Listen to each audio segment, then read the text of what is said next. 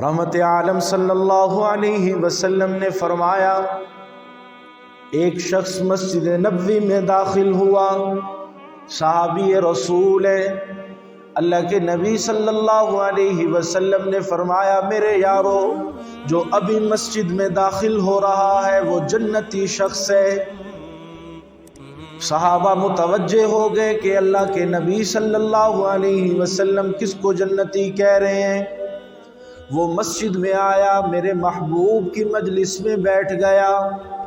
دوسرا دن اللہ کے نبی صلی اللہ علیہ وسلم نے پھر اعلان کیا، لوگوں ابھی جو مسجد میں داخل ہوگا وہ جنتی شخص ہوگا۔ صحابہ متوجہ ہو گئے، اللہ کے نبی صلی اللہ علیہ وسلم کے یاروں نے مسجد نبوی کے دروازے پر دیکھا، وہی شخص مسجد میں داخل ہوا۔ تیسرا دن اللہ کے نبی مسجد میں بیٹھے ہیں، مسجد نبوی کا ماحول ہے، اللہ کے نبی نے فرمایا، میرے یارو جو ابھی مسجد میں داخل ہوگا وہ جنتی شخص ہوگا۔ صحابہ پھر متوجہ ہو گئے، وہی شخص تیسرا دن اللہ کے نبی صلی اللہ علیہ وسلم کی زبان سے 3 دن اس کو جنت کی بشارت ملی۔ صحابہ کرام رضوان اللہ علیہم اجمعین جنت کے مشتاق تھے، وہ جنت کے خریدار تھے۔ ایک صحابی اس صحابی کے دروازے پر جا کر دستک دی اور کہا، میں تیرا مہمان بننے آیا ہوں، مجھے اپنا مہمان بنا لو۔ غرض یہ تھا، مقصد یہ تھا کہ وہ اعمال دیکھ لیں جس اعمال کی وجہ سے اس کو جنت کی بشارت مل رہی ہے۔ اب وہ صحابی لکھتے ہیں، کتابوں میں لکھا موجود ہے، صحابی کہتے ہیں میں 3 دن اس صحابی کے گھر میں رہا۔ عشاء کی نماز پڑھ کر وہ اپنے بستر پر آ کر سو جائے اور صبح فجر کی نماز میں پھر وضو کے لیے اٹھے اور مسجد چلا جائے۔ 3 دن تک میں اس کے اعمال دیکھتا رہا، مجھے صرف نمازیں تھیں، جو میں نمازیں پڑھتا تھا وہی وہ نماز کے لیے جاتا۔ تیسرا دن میں نے اس صحابی سے پوچھا، اے میرے یار مجھے بتانا تیرا کون سا نیک عمل ہے جس کی وجہ سے تجھے 3 دن تک جنت کی بشارت ملتی رہی۔ اس صحابی نے کہا، تو نے دیکھ تو لیا کوئی خاص عمل نہیں، لیکن ایک عمل جو میرے میں موجود ہے وہ میں تمہیں بھی بتا دیتا ہوں۔ اس صحابی نے کہا، میں روز سونے سے پہلے تمام مسلمانوں سے اپنے دل کو صاف کر کے سوتا ہوں۔ کسی مسلمان کا کینہ، کسی مسلمان کا بغض میرے دل میں نہیں ہے، میں ہر ایک سے اپنے دل کو صاف کر کے سوتا ہوں۔ اس صحابی نے کہا، واللہ اسی عمل کی وجہ سے تجھے اللہ کے نبی نے جنت کی بشارت دی ہے کہ اپنے دل کو سب سے صاف کر لینا۔ اس صحابی نے کہا، یہ مشکل عمل تو ہے لیکن اس پر اللہ کے نبی صلی اللہ علیہ وسلم نے جنت کی بشارت دی ہے۔ رحمت عالم صلی اللہ علیہ وسلم کے پاس ایک شخص آیا، صحابی آئے، کہا، یا رسول اللہ کوئی نصیحت کر دیجئے۔ اللہ کے نبی صلی اللہ علیہ وسلم نے فرمایا، میرے یار اپنے غصے پر قابو کر لو۔ اس صحابی نے کہا، یا رسول اللہ کوئی اور نصیحت؟ اللہ کے نبی نے فرمایا، پھر وہی بات دہرائی کہ اپنے غصے پر قابو پا لینا۔ پھر تیسری بار اس نے کہا، یا رسول اللہ کوئی نصیحت فرما دیجئے۔ اللہ کے نبی نے پھر وہی بات دہرائی کہ اپنے غصے پر قابو رکھنا۔ اسی غصے کی وجہ سے گھروں میں تباہ کاریاں ہوتی ہیں، اسی غصے کی وجہ سے رشتہ داریاں ٹوٹتی ہیں، اسی غصے کی وجہ سے لوگ ایک دوسرے پر تہمتیں لگاتے ہیں۔ اللہ کے نبی نے فرمایا، اپنے غصے پر قابو پا لینا۔ اللہ کے نبی نے فرمایا، میرے یارو میری امت میں پہلوان کون ہے؟ صحابہ نے کہا، یا رسول اللہ جو ایک دوسرے کو چت کر جائے وہ پہلوان۔ اللہ کے نبی نے فرمایا، نہیں میرے یارو، میری امت کا پہلوان وہ ہے جس کو غصہ آئے وہ اپنے غصے پر قابو پا لے، یہ میری امت کا پہلوان ہے۔ یہ بڑی بات نہیں غصہ آیا نکال دیا، اللہ کے نبی صلی اللہ علیہ وسلم نے فرمایا غصے پر قابو پا لینا یہ بہت بڑا کام ہے۔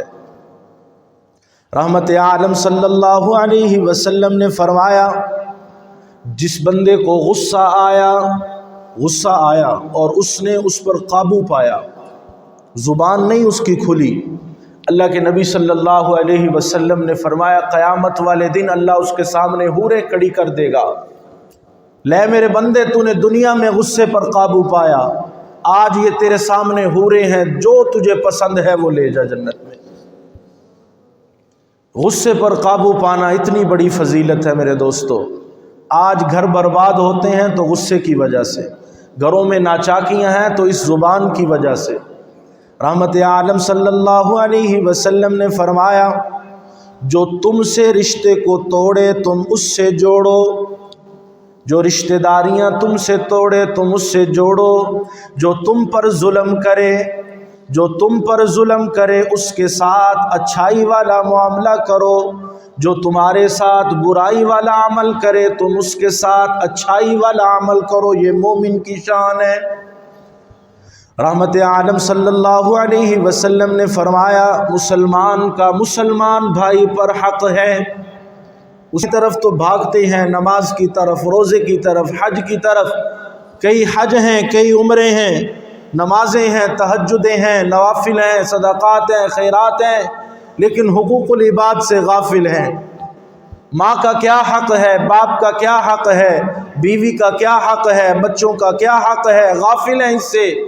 ہم اللہ کے نبی کی زندگی کو پڑھے نہیں۔ رحمت عالم صلی اللہ علیہ وسلم نے بیوی کے حقوق بتائے، ماں باپ کے حقوق بتائے، رشتہ داروں کے حقوق بتائے، دوستوں کے حقوق بتائے، اور فرمایا لوگوں حقوق العباد میں کمی نہ کرنا، کل قیامت کے دن حقوق العباد اللہ اپنی رحمت سے معاف کر دیں گے، لیکن حقوق العباد اللہ نہیں معاف کریں گے۔ حقوق اللہ اپنی رحمت والی چادر ڈال کر معاف کر سکتے ہیں، لیکن حقوق العباد کا جب معاملہ آئے گا اللہ بندوں کو سامنے کھڑا کر دیں گے۔ کسی کا حق مارا، کسی کی تہمت لگائی، کسی کو گالی دی، کسی کو قتل کیا، وہ بدلہ دینا پڑے گا۔ اللہ کے نبی صلی اللہ علیہ وسلم نے فرمایا مسلمان پر ظلم نہیں کرتا، مسلمان کا بھائی ہے۔ قرآن کریم میں اللہ نے فرمایا انما المؤمنون اخوۃ فاصلحوا بین اخویکم، مومن ایک دوسرے کے بھائی ہیں، جب آپس میں لڑ پڑیں تو ایک دوسرے کی صلح کرواتے ہیں۔ یہ مسلمان کا بھائی ہے۔ اللہ کے نبی صلی اللہ علیہ وسلم نے فرمایا جو اپنے بھائی مسلمان بھائی کی دنیا کے اندر حاجت پوری کرے، اس کو کوئی مسئلہ درپیش ہے اس کی حاجت پوری کرے، کل قیامت کے دن اللہ اس کی حاجتیں پوری کرے گا۔ رحمت عالم صلی اللہ علیہ وسلم نے فرمایا جو بھائی مسلمان بھائی کی پریشانی دور کر دے، قیامت والے دن اللہ اس کی پریشانیوں کو دور کرے گا۔ اور پھر فرمایا جو مسلمان کی کسی گناہ پر پردہ پوشی کرے، کسی مسلمان بھائی کا گناہ دیکھ لیا اور پھر اس پر پردہ پوشی کی، اللہ کے نبی صلی اللہ علیہ وسلم نے فرمایا کسی پیر کسی مولوی کی بات نہیں کر رہا، رحمت عالم صلی اللہ علیہ وسلم نے فرمایا کل قیامت والے دن اللہ اس کی پردہ پوشی فرمائیں گے، اس کے گناہوں پر اس کی پردہ پوشی اللہ رب العالمین فرمائیں گے۔ لوگوں مسلمانوں کا مسلمان پر حق ہے، ہم آج غافل ہیں حقوق العباد سے۔ اللہ کے نبی صلی اللہ علیہ وسلم نے فرمایا قیامت والے دن نیکیوں والے پلڑوں میں جو سب سے زیادہ وزنی عمل ہوگا، سب سے زیادہ وزنی اعمال کون سا ہوگا؟ رحمت عالم صلی اللہ علیہ وسلم نے فرمایا تمہارے اچھے اخلاق قیامت والے دن میزان میں سب سے زیادہ وزنی اعمال میں شامل کیے جائیں گے۔ اور آج ہمارے اخلاق کیا ہیں؟ ہم اپنے گریبانوں میں جھانک کر دیکھ سکتے ہیں، ہمارے اپنے گھر والوں کے ساتھ معاملہ کیا ہے؟ ہم اب بہتر جانتے ہیں، ہر آدمی بہتر جانتا ہے۔ بچوں کے ساتھ بھائیوں کے ساتھ معاملہ کیا ہے؟ ہر آدمی بہتر جانتا ہے۔ چھوٹی چھوٹی بات ہوتی ہے اور لڑائی جھگڑے سالوں تک چلتے ہیں۔ یہ رحمت عالم صلی اللہ علیہ وسلم نے فرمایا جنت میں میرے سب سے زیادہ قریب شخص کون ہوگا؟ سب سے زیادہ قریب کون ہوگا؟ آپ چاہتے ہیں کہ ہم سب حضور اکرم صلی اللہ علیہ وسلم کے جنت میں سب سے زیادہ قریب ہوں؟ چاہتے ہیں نا؟ تو اللہ کے نبی نے فرمایا، مجلس لگی ہوئی ہے مسجد میں، اللہ کے نبی نے فرمایا جنت میں سب سے زیادہ قریب میرے شخص وہ ہوگا جس کے اخلاق سب سے زیادہ اچھے ہوں گے، جس کے اخلاق سب سے زیادہ اچھے ہوں گے۔ اور اخلاق کیا ہے؟ کسی نے کہا ہے نا کہ غصہ آئے وہ نکال دینا، یہ اخلاق نہیں ہے۔ غصہ آئے اس پر قابو پا لینا، یہ اخلاق ہے۔ کسی کی اچھی بات کو برداشت کر لینا یہ صبر نہیں ہے، کسی کی بری بات کو برداشت کرنا یہ صبر ہے۔ کسی کا برا عمل دیکھ کر اپنے ساتھ اس پر صبر کر دینا، یہ ہے صبر، یہ ہے اخلاق۔ اللہ کے نبی نے فرمایا قیامت والے دن سب سے زیادہ قریب میرے وہ شخص ہوگا جس کے اخلاق سب سے زیادہ اچھے ہوں گے۔ اور پھر فرمایا لوگوں بتاؤ کامل ایمان والا شخص کون ہوگا؟ جس کا ایمان کامل ہو۔ اب ہم سب چاہتے ہیں کہ ہمارے ایمان کامل ہو جائے۔ اللہ ہم سب کو ایمان والی زندگی، ایمان والی موت نصیب فرمائے۔ سب کہہ دو آمین۔ اللہ کے نبی نے فرمایا کامل ایمان والا شخص کون ہوگا؟ کامل ایمان والا جس کا ایمان کامل ہے۔ اب میں نہیں کہہ رہا، اللہ کے نبی کہہ رہے ہیں، حدیث بتا رہا ہوں جس کا مفہوم ہے۔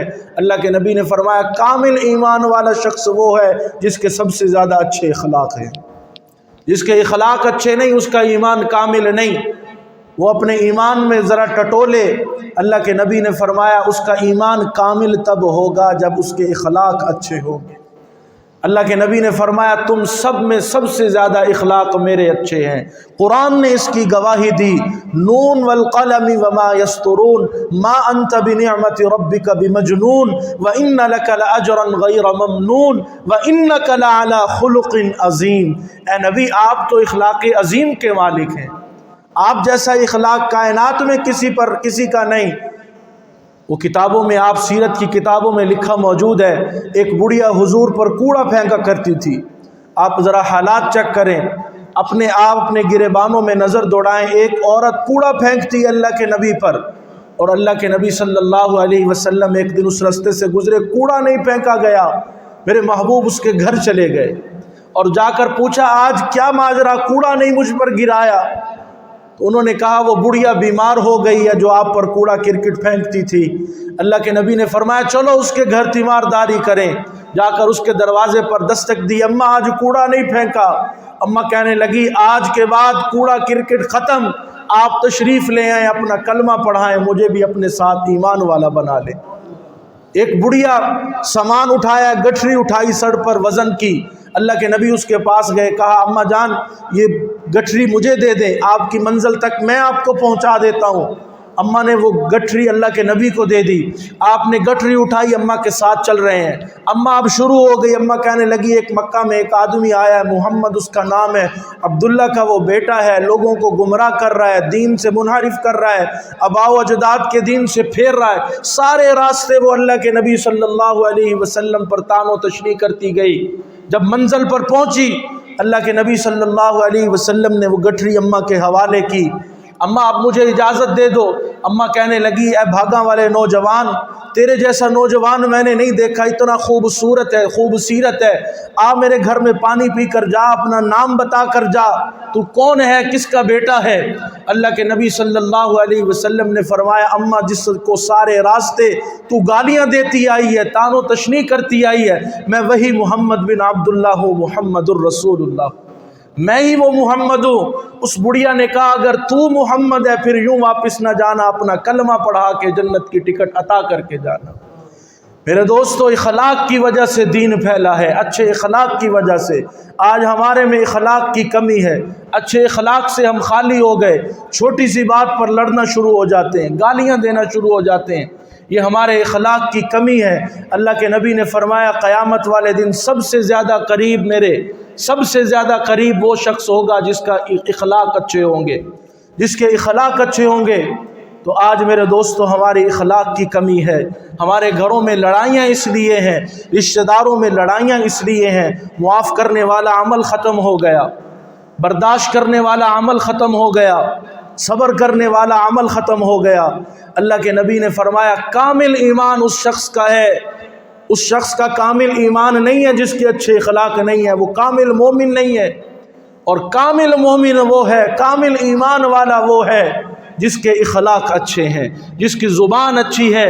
حضرت انس بن مالک 10 سال میرے محبوب کی خدمت میں رہے، 9 سال کے تھے جب اماں حضور کی خدمت میں چھوڑ کر چلی گئیں، 19 سال کے تھے جب وفات پائی حضور اکرم صلی اللہ علیہ وسلم نے۔ حضرت انس بن مالک کہتے ہیں 10 سالوں میں حضور اکرم صلی اللہ علیہ وسلم نے ایک مرتبہ بھی مجھے یہ نہیں کہا انس تو نے فلاں کام کیوں نہیں کیا، گالی گلوچ تو دور کی بات، فرمایا ایک مرتبہ بھی اللہ کے نبی نے مجھے یہ نہیں کہا انس یہ تو نے فلاں کام کیوں نہیں کیا، خود کر لیا کرتے تھے۔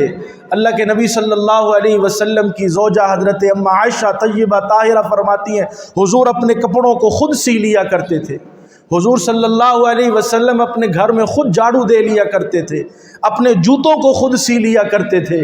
اور آج اخلاق کا گراوٹ یہ ہے، ٹھنڈے سالن پر، ٹھنڈی چائے پر ہم اپنی بیویوں کی جو کلاس لگاتے ہیں وہ ہم سب کو پتہ ہے۔ اخلاق کا عالم یہ ہے، اما عائشہ فرماتی ہیں ایک مرتبہ بھی اللہ کے نبی صلی اللہ علیہ وسلم نے مجھے ڈانٹا نہیں، مجھے جھڑکا نہیں۔ تو میرے دوستو اللہ کے نبی نے فرمایا اگر اپنے گھروں کو جنت بنانا چاہتے ہو، اگر اپنے گھروں کو خاندان کو جنت بنانا چاہتے ہو تو اچھے اخلاق کر لو، اپنے اچھے اخلاق کر لو۔ جو تم سے توڑے تم اس کے ساتھ جوڑو، جو تم پر ظلم کرے تم اس کے ساتھ ظلم مت کرو، جو تمہارے ساتھ تعلق کو توڑے تم اس کے ساتھ جوڑو، جو تمہارے ساتھ برائی کرے تم اس کے ساتھ اچھائی والا معاملہ کرو، اور جو تم عزت تو جو تمہاری کو تار تار کرے، جو تمہیں گالی گلوچ دے اور تم اس کو معاف کر دو۔ اگر تمہاری معاف کرنے سے عزت گھٹتی ہو کل محمد الرسول اللہ سے قیامت والے دن عزت لے لینا۔